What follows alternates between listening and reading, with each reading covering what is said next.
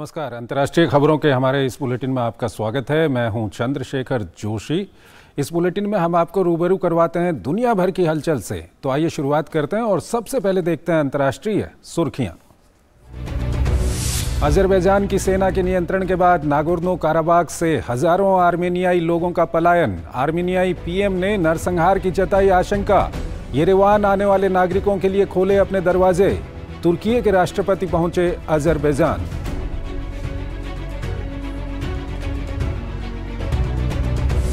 दक्षिण चीन सागर में चीनी हरकतों ने बढ़ाया तनाव। फिलीपींस के मछुआरों पर लगाया प्रतिबंध।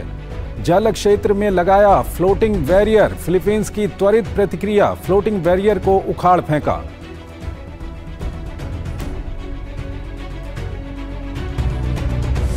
रूसी सैनिकों का ओडिशा तट पर ताबड़तोड़ हमला। बुनियादी ढांचों को पहुंचा नुकसान। यूक्रेन ने कई रूसी ड्रोन और मिसाइलों को मार गिराने का किया दावा। कई अमेरिकी अब्राम्स टैंक पहुंचे यूक्रेन।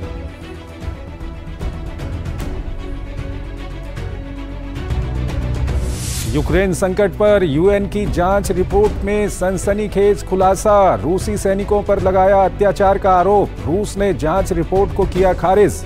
कनाडाई संसद में नाजी सैनिकों को सम्मानित किए जाने पर घिरे ज़ेलेंस्की। रूस, पोलैंड सहित कई देशों ने की निंदा।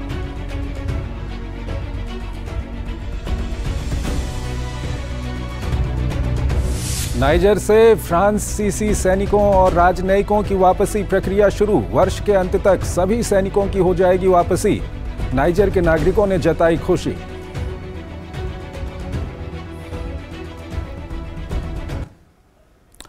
हम आपको खबरें दिखाएं उससे पहले एक छोटा सा ब्रेक लेते हैं।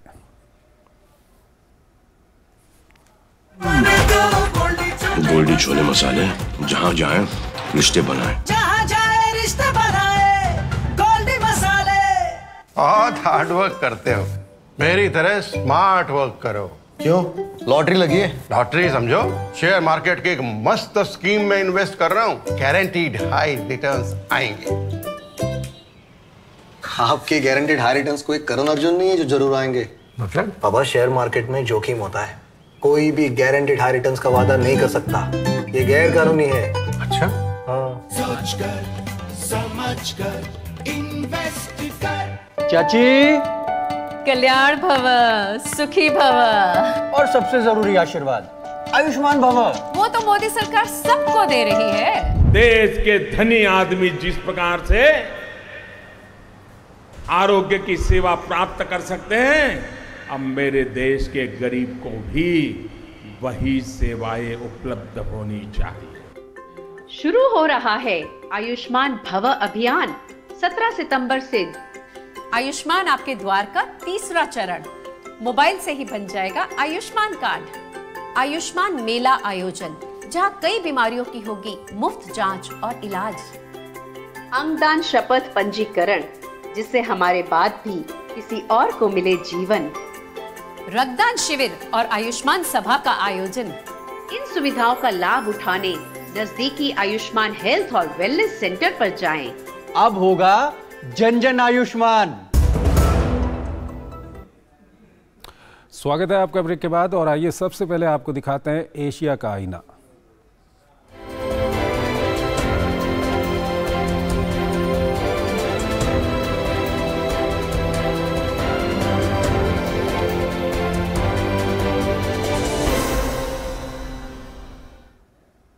अजरबैजान और आर्मेनिया के बीच में पिस रहे नागोर्नो काराबाख में स्थितियां और खराब हो गई हैं। अजरबैजान के नेतृत्व वाले नागोर्नो काराबाख से आर्मेनियाई मूल के लोगों का पलायन जारी है।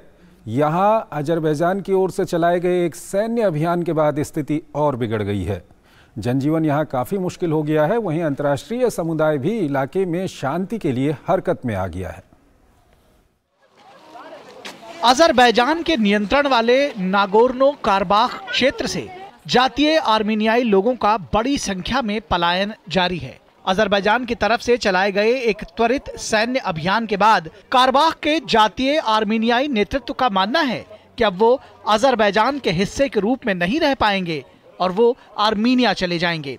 आर्मीनिया की सरकार के मुताबिक हिंसा के बाद कम से कम 4,800 लोग कारबाख को छोड़कर आर्मीनिया पहुंच चुके हैं।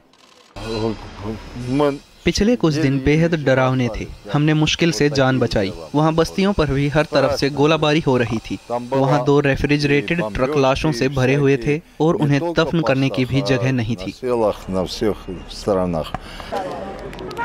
वहाँ हर तरफ गोलीबारी हो रही थी। गोलीबारी 5 मिनट के लिए भी नहीं रुकी थी। हम बेसमेंट में छुपे हुए थे और हम किसी भी वक्त अपनी जान गंवा सकते थे। इससे पहले आर्मीनिया के प्रधानमंत्री निकोल पाशिनियान ने यह घोषणा की थी कि यदि कारबाख में स्थितियां बिगड़ती रहती हैं तो वो जातीय आर्मीनियाई लोगों का खुली बाहों से स्वागत करेंगे। हालांकि पिछले कुछ दिनों से कारबाख में स्थितियां नियंत्रण में नहीं रख पाने की वजह से प्रधानमंत्री पाशिनियान की सरकार के खिलाफ विरोध प्रदर्शन भी देखने को मिल रहे हैं। नागोर्नो काराबाख में रहने वाले आर्मीनियाई लोग जातीय सफाई के खतरे का सामना कर रहे हैं। हाल के दिनों में नागोर्नो काराबाख में मानवीय सहायता पहुंची है, लेकिन इससे स्थिति में कोई बदलाव नहीं आया है। अगर स्थिति नहीं सुधरती है तो हमारी सरकार नागोर्नो काराबाख के हमारे भाई बहनों का आर्मीनिया में खुलकर स्वागत करेगी। काराबाख में रहने वाले लोग अपनी राष्ट्रीयता से इतर अजरबैजान के नागरिक हैं। उनकी सुरक्षा और कल्याण अजरबैजान द्वारा सुनिश्चित किया जाएगा। मुझे यकीन है कि काराबाख में रहने वाली आर्मीनियाई आबादी की अजरबैजानी समाज में एकीकरण की प्रक्रिया सफल होगी। दोनों के बीच हुई इस ताजा हिंसा पर इनके पड़ोसी देश और दुनिया की दूसरी महाशक्तियां भी नजर बनाए हुए हैं। अमेरिका की तरफ से 2 वरिष्ठ अधिकारी स्थिति का जायजा लेने के लिए आर्मीनिया के येरेवान पहुंच चुकी हैं। तो वहीं दूसरी तरफ तुर्की के राष्ट्रपति रेसेप तैयब अर्दोगान अजरबैजान के दौरे पर हैं। इस मौके पर उन्होंने नाखचिवान में अजरबैजान के राष्ट्रपति इल्हाम अलियेव से कारबाख के मुद्दे पर बैठक की। जर्मन विदेश मंत्रालय ने एक बयान में कहा कि कारबाख के निवासियों के मानवाधिकारों की रक्षा करना अजरबैजान की जिम्मेदारी है।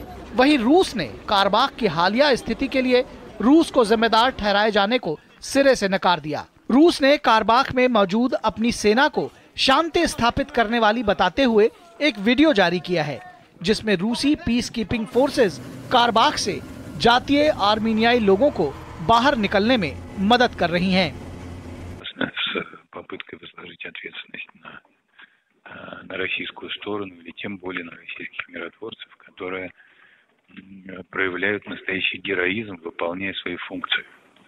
कारबाख में बिगड़ते हालात पर संयुक्त राष्ट्र महासभा जैसे अंतर्राष्ट्रीय मंचों पर भी बहस जारी है, लेकिन कारबाख में रहने वाले करीब 1,20,000 जातीय आर्मीनियाई लोगों के लिए इस संघर्ष के बीच जीवन बेहद मुश्किल हो गया है। इन लोगों को सालों से अपना कहे जाने वाले घरों को छोड़कर जाना पड़ रहा है और उनके लिए ज्यादा दुखद बात यह है कि क्या पता अब वो कभी दोबारा अपने मकानों और मोहल्लों में वापस न लौट पाएं। चीन और फिलीपींस के बीच एक बार फिर तनाव बढ़ गया है। दरअसल चीन ने फिलीपींस के करीब स्थित जल क्षेत्र में फ्लोटिंग बैरियर लगाकर नया विवाद खड़ा कर दिया। चीन की कार्रवाई के बाद फिलीपींस ने विशेष अभियान चलाते हुए उसके द्वारा लगाए गए सभी फ्लोटिंग बैरियर्स को हटा दिया। मानिला स्थित चीनी दूतावास के सामने फिलीपींस ने कड़ा विरोध भी जताया। ये रिपोर्ट देखिए। दक्षिण चीन सागर में एक बार फिर टकराहट के आसार बढ़ते दिख रहे हैं। पहले चीन द्वारा विवादित नक्शे को सार्वजनिक कर आसपास के देशों को नाराज कर दिया गया और अब फिलीपींस के करीब स्थित जल क्षेत्र में फ्लोटिंग बैरियर लगाकर नया विवाद खड़ा कर दिया। दरअसल इस जल क्षेत्र में फ्लोटिंग बैरियर लगाने से फिलीपींस के मछुआरों को मछली पकड़ने में दिक्कतें आ रही हैं, जिससे उनका व्यापार प्रभावित हो रहा है। चीन की कार्रवाई के बाद फिलीपींस ने विशेष अभियान चलाते हुए उसके द्वारा लगाए गए सभी फ्लोटिंग बैरियर को हटा दिया। मनीला स्थित चीनी दूतावास के सामने फिलीपींस ने कड़ा विरोध भी जताया। माना जा रहा है कि फिलीपींस की प्रतिक्रिया के बाद दोनों देशों के बीच तनाव बढ़ सकता है।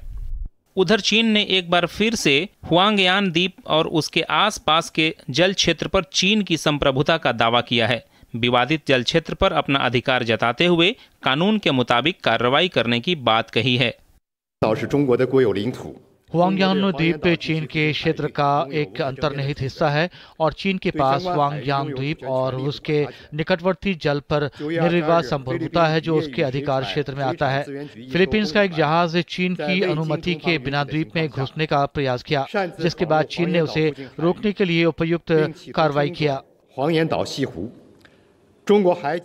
दरअसल चीन दक्षिण सागर के 90% जल क्षेत्र पर अपना दावा करता है, जिस पर वियतनाम, मलेशिया, ब्रुनेई, इंडोनेशिया और फिलीपींस अक्सर अपना विरोध जताते रहते हैं। इससे पहले वर्ष 2014 में अंतर्राष्ट्रीय ट्रिब्यूनल ने भी इस क्षेत्र पर फिलीपींस के अधिकार को स्वीकार किया था, लेकिन चीन विवादित जल क्षेत्र में खुलेआम बड़े पैमाने पर आर्थिक और सैन्य गतिविधियों को अंजाम देता रहा। इतना ही नहीं, इस क्षेत्र में पीपुल्स लिबरेशन आर्मी ने डेंजरस ग्राउंड घोषित करते हुए अपना सैन्य बेस खड़ा कर लिया, जिसके जरिए चीनी कोस्ट गार्ड इस क्षेत्र से गुजरने वाले हर जहाज के सामने गतिरोध पैदा करने का काम करता रहा है। चीन की सैन्य उपस्थिति बढ़ने के कारण फिलीपींस जैसे देशों के मछुआरों को वहां मछली पकड़ने का काम छोड़ना पड़ा। चीन की हरकतों से नाराज कई दक्षिण एशियाई देश अक्सर दक्षिण चीन सागर में अंतर्राष्ट्रीय दखल की मांग करते रहे हैं, लेकिन चीन बार बार सैन्य कार्रवाई की धमकी देकर ऐसे देशों को नाराज करने का काम करता रहा है। अगली खबर की ओर चलते हैं। हांगकांग के एक पत्रकार समूह के अध्यक्ष को पिछले साल सितंबर में पुलिस अधिकारियों के काम में दखल देने के जुर्म में 5 दिन की जेल की सजा सुनाई गई है। हांगकांग जर्नलिस्ट एसोसिएशन के प्रमुख रॉनसॉन चान को एक खबर एकत्र करने के दौरान 2 अधिकारियों ने गिरफ्तार किया था। रॉनसॉन चान पर अधिकारियों द्वारा पहचान पत्र मांगे जाने पर पेश नहीं करने के आरोप लगे। चान ने इन आरोपों से इनकार करते हुए कहा कि उसने पुलिस अधिकारियों से तब वारंट कार्ड दिखाने की मांग की थी। चान के वकीलों ने मामले की अपील करने की बात कहते हुए करीब 3,20,000 रुपये देकर जमानत हासिल की। हालांकि वो इस दौरान हांगकांग के बाहर यात्रा नहीं कर सकते। एक छोटा सा ब्रेक। शेयर मार्केट में इन्वेस्ट करें, गारंटीड रिटर्न से लाखों कमाएं। ये लिमिटेड ऑफर सिर्फ आपके लिए। नागिन की आंख में कैमरा फिट होता है। तुम भी क्या बकवास में यकीन करती हो? आप भी तो वही कर रहे हो पापा। शेयर मार्केट में कोई गारंटीड रिटर्न्स का वादा नहीं कर सकता। ऐसा कोई मैसेज, मेल या ऐड दिखे तो समझिए गलत है। ऐसे स्कीम निवेशक के साथ धोखा है और कानूनन अपराध भी। कितनी बार तो समझाया आपको। सोचकर समझकर इन्वेस्ट कर। स्वागत है आपका ब्रेक के बाद और आइए अब आपको दिखाते हैं यूरोप इन दिनों।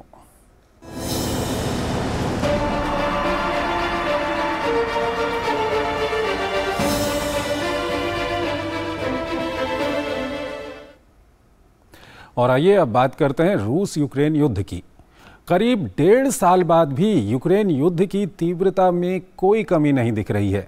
रूसी मिसाइलें लगातार यूक्रेन पर बरस रही हैं। ओडिशा तट पर एक बार फिर रूस ने कहर बरपाया। उधर यूक्रेनी सैनिकों के पास अमेरिकी हथियार पहुंचने के बाद डोनियास्क के इलाके में यूक्रेन जबरदस्त पलटवार कर रहा है। देखिए युद्ध का पूरा अपडेट इस रिपोर्ट में। करीब 1.5 साल बाद भी यूक्रेन रूस युद्ध की तीव्रता में कोई कमी नहीं दिख रही है। यूक्रेन का ऐसा कोई कोना नहीं बचा जिस पर रूसी मिसाइलें न बरसी हों। सोमवार को रूसी मिसाइल के निशाने पर रहा ओडिशा तट का वो इलाका जहां से यूक्रेन के साथ दुनिया भर में अनाज की आपूर्ति होती है। रात भर हुए ड्रोन और मिसाइल हमले में बंदरगाह, अनाज गोदाम और एक खाली पड़े होटल खंडहर में तब्दील होते दिखे। हालांकि हमले में किसी नागरिक को नुकसान नहीं पहुंचा। यूक्रेनी अधिकारियों के मुताबिक उसके वायु सैनिक ने सभी हमलावर ड्रोन को नष्ट करने में सफलता हासिल की, लेकिन कुछ मिसाइलें और ड्रोन उनकी पहुंच से बाहर रहे, जिससे इतना बड़ा नुकसान पहुंचा। ओडिशा क्षेत्र के गवर्नर ने कहा कि जिन सुविधाओं पर हमला किया गया उनमें लगभग 1000 टन अनाज था। यूक्रेन की सेना के मुताबिक नष्ट हुई अनाज भंडारण सुविधाओं पर 2 सुपरसोनिक मिसाइलों से हमला किया गया था। मिसाइल हमले से बंदरगाह के बगल में बुनियादी ढांचे पर असर पड़ा। एक समुद्री बंदरगाह की इमारत और एक होटल जो कई वर्षों से चालू नहीं था नष्ट हो गए। 2 मिसाइलों ने अनाज भंडारण सुविधाओं पर हमला किया जो नष्ट हो गई हैं। दरअसल ओडेसा पोर्ट को निशाना बनाए जाने का सबसे बड़ा कारण है रूस द्वारा अनाज समझौते से बाहर आना। समझौते को खत्म करने के बाद से ही रूस बड़े पैमाने पर यूक्रेन के उन इलाकों में मिसाइल हमले कर रहा है जहां से यूक्रेन अनाजों को आयात करता है। यूक्रेन के मुताबिक रूस यूक्रेन की जरूरतों से वाकिफ है, इसलिए वह ऐसे जगहों पर बार बार हमला करता है। बहरहाल यूक्रेन का डोनेट्स्क क्षेत्र में जोरदार पलटवार जारी है। इतना ही नहीं, यूक्रेनी सैनिकों के पास अब कई अमेरिकी टैंकों की एक और खेप पहुंच चुकी है जो युद्ध की धार को तेज कर देगा। इस बीच कनाडाई हाउस ऑफ कॉमन्स में एक नाजी सैनिक को सम्मानित किए जाने के बाद बखेड़ा खड़ा हो गया। कनाडाई सांसदों के साथ यूक्रेन के राष्ट्रपति का नाजी सैनिक के सम्मान में खड़े होकर अभिवादन करने पर पोलैंड ने जेलेंस्की को घेरा। क्रेमलिन ने जस्टिन ट्रूडो की निंदा नाजी सैनिकों के सम्मान को अपमानजनक करार दिया। क्रेमलिन ने कहा कि कनाडा के हाउस ऑफ कॉमन्स के स्पीकर ने एक ऐसे व्यक्ति की प्रशंसा की जिसने द्वितीय विश्व युद्ध के दौरान नाजी इकाई में सेवा की थी। इस स्मृति में इस तरह की लापरवाही निश्चित रूप से अपमानजनक है। हम जानते हैं कनाडा सहित कई पश्चिमी देशों ने एक ऐसी युवा पीढ़ी तैयार की है जो नहीं जानती कि द्वितीय विश्व युद्ध के दौरान किसने किससे लड़ाई की और क्या हुआ, और वे फांसीवाद के खतरे के बारे में कुछ भी नहीं जानते हैं। उधर संयुक्त राष्ट्र शासित जांच निकाय की रिपोर्ट में यूक्रेन युद्ध के दौरान रूसी सैनिकों द्वारा क्रूरता करने की बातें सामने आई हैं। रिपोर्ट में कहा गया कि सबूत इस ओर इशारा कर रहे हैं कि रूसी सैनिकों के युद्ध के दौरान न सिर्फ महिलाओं के साथ बलात्कार किया बल्कि बंधक बनाए गए लोगों को यातनाएं भी दी गईं। आयोग के मुताबिक यूक्रेन में रूसी बलों द्वारा कई बार मानवाधिकार उल्लंघन किया गया जो मानवता के खिलाफ अपराध हो सकता है। हालांकि रूस ने जांच निकाय की रिपोर्ट को खारिज किया है। कोसोवो और सर्बिया में तनाव बढ़ गया है। दरअसल उत्तरी कोसोवो में हथियारबंद लड़ाकों ने पुलिस पर हमला कर दिया। गोलीबारी में कुछ लोगों की मौत भी हो गई। कोसोवो ने हमले के लिए सर्बिया पर आरोप लगाए हैं। दूसरी ओर सर्बिया ने कोसोवो को घेरा है। यूरोपीय संघ ने भी घटना की निंदा करते हुए दोषियों को न्याय के कटघरे में खड़ा करने की बात कही है। कोसोवो और सर्बिया के बीच एक बार फिर तनाव बढ़ने की आशंका गहरा गई है। तनाव की वजह है उत्तरी कोसोवो में हथियारबंद लड़ाके की पुलिस से मुठभेड़। दरअसल भारी हथियारों से लैस अज्ञात लड़ाकों की पुलिस के साथ मुठभेड़ हो गई, जिसमें कम से कम 4 लोगों की मौत हो गई। कोसोवो ने हमले के लिए सर्बिया पर आरोप मढ़ा है। कोसोवो गृह मंत्रालय के मुताबिक मुठभेड़ में एक पुलिस अधिकारी की भी मौत हो गई। अधिकारियों के मुताबिक लगभग 30 की संख्या में आए इन हथियारबंद लोगों को पुलिस ने चारों तरफ से घेर लिया, जिसके बाद दोनों तरफ से गोलीबारी का सिलसिला शुरू हो गया। हमलावरों ने जिन जगहों और गाड़ियों का इस्तेमाल किया, उनकी तलाशी में पुलिस ने भारी मात्रा में हथियार बरामद किए हैं। हालांकि मुठभेड़ कुछ ही घंटे में खत्म हो गई, लेकिन सुरक्षा स्थिति अभी भी तनावपूर्ण बनी हुई है। पुलिस के मुताबिक हमलावरों का ये दल कोसोवो के उत्तरी हिस्से से दाखिल हुआ, जहां सर्बियाई मूल के लोगों की संख्या काफी अधिक है। प्रधानमंत्री कुर्ती ने हमले को कोसोवो पर हमला करार देते हुए सर्बिया को जिम्मेदार ठहराया है। कम से कम 30 भारी हथियारों से लैस व्यक्ति पेशेवर सैन्य या पुलिस हैं जिसने हमारे सुरक्षा बलों पर हमला किया। हम उनसे आत्मसमर्पण करने की अपील करते हैं। हमलावर दस्ते के पास जीप और बख्तरबंद गाड़ियां भी थी, जिसने फायरिंग के अलावा हैंड ग्रेनेड का भी इस्तेमाल किया। दरअसल हमले के बाद कोसोवो सरकार ने जो तस्वीरें जारी की, उनमें भारी हथियारों और बुलेट प्रूफ जैकेटों से लैस हमलावरों को देखा जा सकता है। तस्वीरों में सर्बियाई ऑर्थोडॉक्स मॉनेस्ट्री भी दिखाई दे रही है, जहां हमलावरों ने डेरा डाल रखा था। अधिकारियों के मुताबिक नकाबपोश बंदूकधारी गाड़ियों के साथ मॉनेस्ट्री में दाखिल हुए। उधर सर्बिया ने कोसोवो में मारे गए पुलिस अधिकारी की निंदा करते हुए वहां रहने वाले सर्बियाई नागरिकों से संयम बरतने की अपील की। उन्होंने सर्बियाई नागरिकों से प्रधानमंत्री कुर्ती के उकसावे पर प्रतिक्रिया न करने का आह्वान किया। हालांकि सर्बिया ने गोलीबारी के लिए कोसोवो को ही जिम्मेदार ठहरा दिया। सर्बों ने कुर्ती के आतंक के खिलाफ विद्रोह किया, जिन्होंने कोसोवो के उत्तर में सर्ब नगर पालिकाओं का एक संघ बनाने से इनकार कर दिया है, जहां सर्ब बहुमत में हैं। कोसोवो की सड़कों पर गोलीबारी की घटना को दोनों देशों के बीच हाल के दिनों की सबसे हिंसक घटना कहा जा रहा है। इतना ही नहीं, यूरोपीय संघ ने भी घटना की निंदा करते हुए दोषियों को न्याय के कटघरे में खड़ा करने की बात कही है। दरअसल नाटो की मदद से कोसोवो सर्बिया से लंबे हथियारबंद संघर्ष के बाद 1999 में अलग हुआ था। अल्बानियाई मूल के लोगों की बहुतायत वाले देश ने 2008 में खुद को स्वतंत्र देश घोषित कर दिया, जिसे 100 से अधिक देशों ने मान्यता दी है। हालांकि सर्बिया कोसोवो की आज़ादी को खारिज करता रहा है। सर्बिया उसे एक अलग हुआ प्रांत मानते हुए अब भी अपने साथ मिलाने की बात करता है। और आइए अब आपको दिखाते हैं अफ्रीका नामा।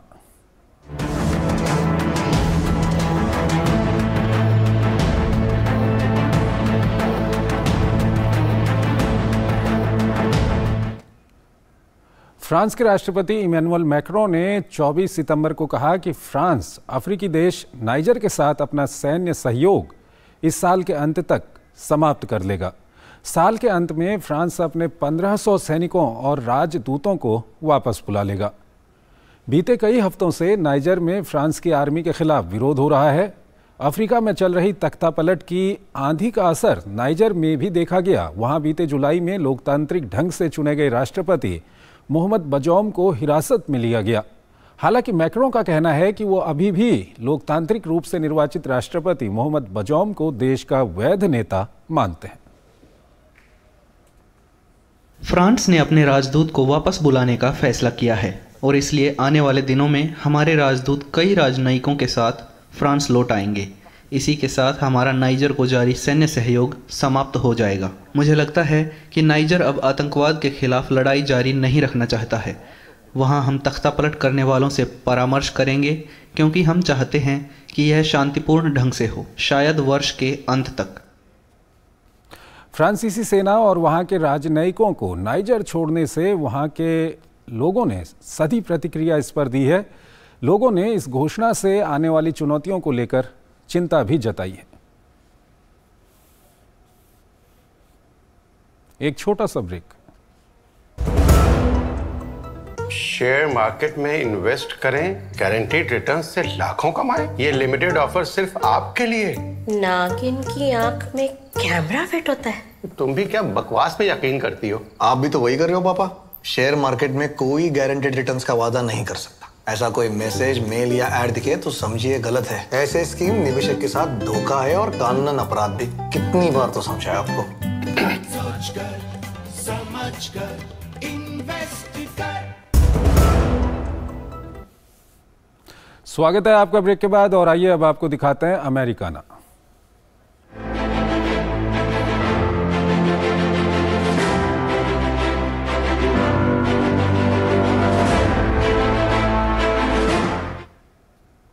विदेश मंत्री डॉक्टर एस जयशंकर ने अमेरिका के न्यूयॉर्क में संयुक्त राष्ट्र महासभा के अध्यक्ष डेनिस फ्रांसिस से मुलाकात की। संयुक्त राष्ट्र मुख्यालय में फ्रांसिस से मुलाकात के दौरान उन्हें भारत संयुक्त राष्ट्र for global south delivering for development की बैठक में उनकी उपस्थिति के लिए धन्यवाद दिया। विदेश मंत्री 78वीं संयुक्त राष्ट्र महासभा के उच्च स्तरीय सत्र को भी संबोधित करेंगे। रविवार को विदेश मंत्री ने उच्च स्तरीय संयुक्त राष्ट्र महासभा सत्र के इतर मैक्सिको, बोस्निया हर्जेगोविना और आर्मीनिया सहित अपने वैश्विक समकक्षों के साथ अलग अलग द्विपक्षीय बैठकें की थी। अमेरिका के न्यू जर्सी में अमेरिका के सबसे बड़े हिंदू मंदिर BAPS स्वामीनारायण अक्षरधाम का 5 अक्टूबर को उद्घाटन किया जाएगा। ये भव्य मंदिर 19वीं सदी के हिंदू आध्यात्मिक नेता भगवान स्वामीनारायण को समर्पित है। इस मंदिर का निर्माण वर्ष 2015 में शुरू हुआ था और इसका उद्घाटन 5 अक्टूबर 2023 को महंत स्वामी महाराज और गणमान्य व्यक्तियों द्वारा किया जाएगा। रॉबिन्सविले में स्थित BAPS स्वामीनारायण अक्षरधाम मंदिर लगभग 185 एकड़ में फैला हुआ है। ये 12,500 से अधिक स्वयंसेवकों के प्यार, समर्पण और कौशल का प्रमाण है, जो इस मंदिर को बनाने में एक साथ आए हैं। भारत के अन्य अक्षरधाम मंदिरों की तरह इस धार्मिक संरचना को भारत में BAPS स्वामी और स्वयंसेवकों की एक टीम द्वारा डिजाइन किया गया है। History that is getting chiseled here is really opening up this to all visitors, welcoming them to a landmark of Hindu art and architecture, culture. Living in America, many of my son, my daughter are born in this country. this Mahamandir here adds to the fabric of this nation. It's a proud moment for many American Hindus to celebrate, but also when I bring my neighbor Joe Otheno with me, who is very eager to know about Indian culture, Indian art. और आइए अब आपको दिखाते हैं विश्व संस्कृति।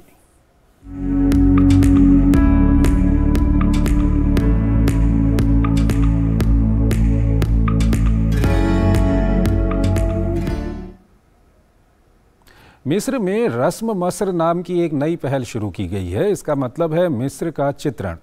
इस मुहिम के तहत विभिन्न कला प्रेमी एक जगह पर एकत्र होकर मिस्र के इतिहास पर चर्चा करते हैं, चित्र भी बनाते हैं। यही नहीं, कला प्रेमी मिलकर ऐतिहासिक धरोहरों का दौरा भी करते हैं।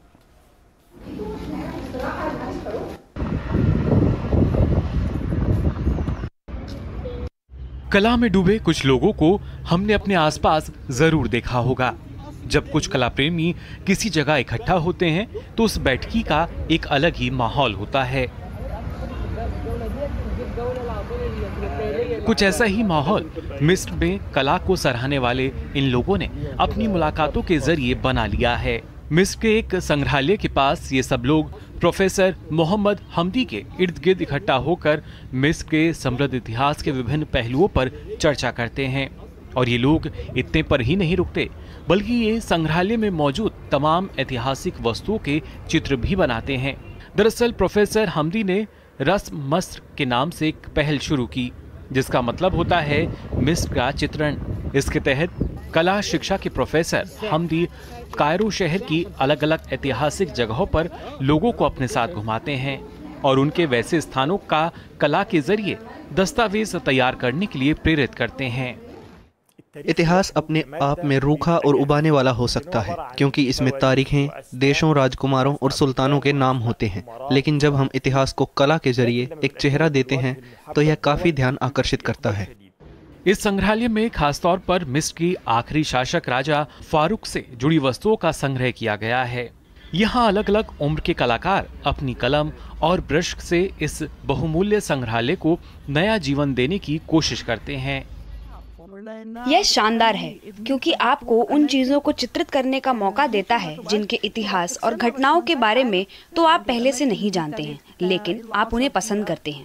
इस पहल के जरिए आप इन स्थानों के इतिहास के बारे में सीखने के साथ साथ इन्हें कैनवास पर भी उतार सकते हैं। इस पहल को तब और लोकप्रियता मिली जब शहर में मौजूद इमाम शफी के ऐतिहासिक कब्रिस्तान को ध्वस्त करने की योजना की खबर सामने आई। तब इन लोगों ने मिलकर उस जगह को चित्र के रूप में उकेरने की घोषणा की। उसके बाद से और अधिक कला प्रेमी इस पहल से जुड़ गए। प्रोफेसर हमदी का मानना है कि इस पहल में लोगों की बढ़ती रुचि के साथ वो इसका दूसरे प्रांतों में भी विस्तार करना चाहते हैं।